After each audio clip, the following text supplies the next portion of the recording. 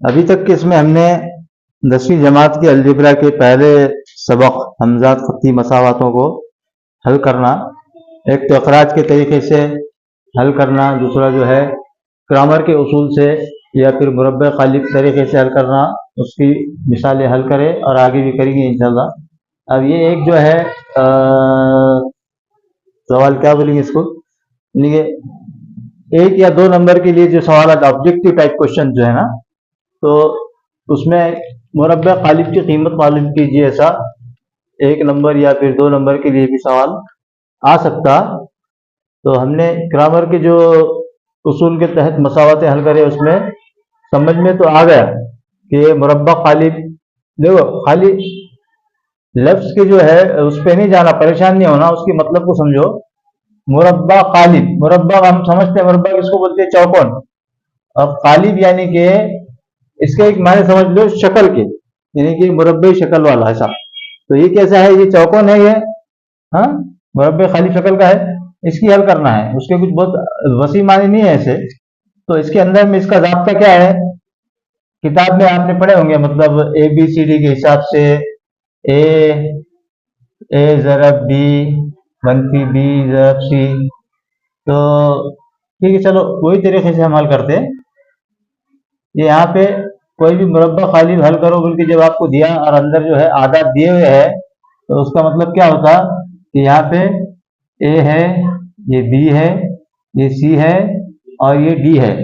तो मुरब्बा खालिब मालूम करने का तरीका कैसा है, दोनों की तिरछी ज़रब और दरमियान में मसावी की अलामत, या फिर इसको ऐसा लिख सकते हम, ए ज़रब डी मनफी बी ज़रब सी।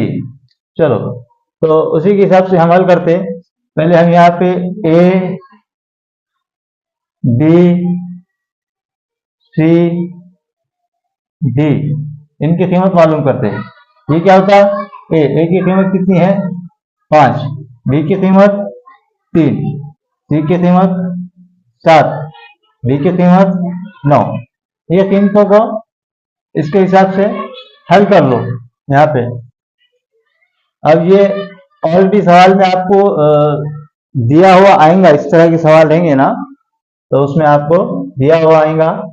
तो ज़ाब्ता अगर नहीं भी समझने की कोशिश करें तो मोटा मोटा ये करो कि मुरब्बा खालिब जब आएगा तो दोनों की तिरछी ज़रब करो, इसके इसके इसके इसकी, और बीच में अलामत आएंगी मनफी की। चलो उसको हल करते हैं हम। 5 ज़रब 9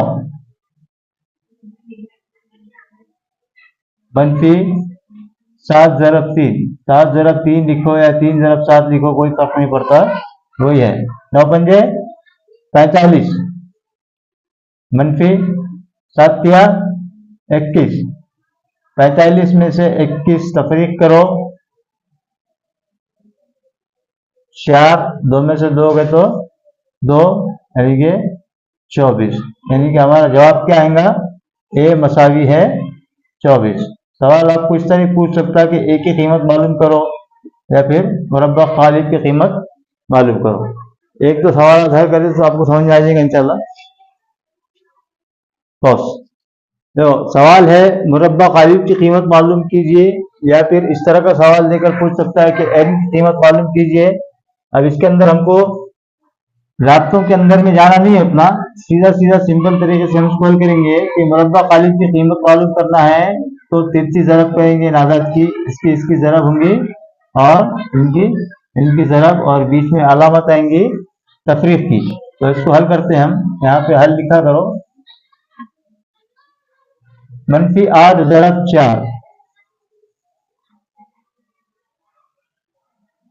ये ज़ाब्ते का तफरीक है, और 2 ज़रब मनफी 3। क्या करा हमने, ज़ाब्ते के हिसाब से उसको लिख दिए। अब खौसिन को हल करो, यहाँ पे मनफी, यहाँ पे 8 चौक 32, लेकिन 8 एक अदद मनफी का है तो यहाँ पे मनफी आएगा, ये मनफी जैसे कि वैसा। यहाँ पे भी 2 तिया 6, लेकिन एक अदद मनफी का है तो उसका हासिल ज़रब मनफी आएगा। अब उसके बाद में ये मनफी 32 जैसे कि वैसा। अब ये मनफी इसके ज़रब में है, मनफी ज़रब मनफी क्या होता, जमा होता, बचा क्या है ये 6, यानी कि मनफी के 32 में से 6 को सफेद करो। 12 में से 6 का दो 6, 2 जैसे की वैसे, यानी कि यहाँ आएगा -26, और इसलिए आगे जवाब में लिखना आखिर में n की कीमत है -26। बस ये हो गया मुरब्बा खालिफ की कीमत मालूम करना। तो सबसे गुजारिश है कि अभी यहाँ से जो है सिलेबस को बहुत ज़्यादा स्पीड से लेना है, क्योंकि 10वीं जमात के तलबा को फ़ायदा होना उस हिसाब से।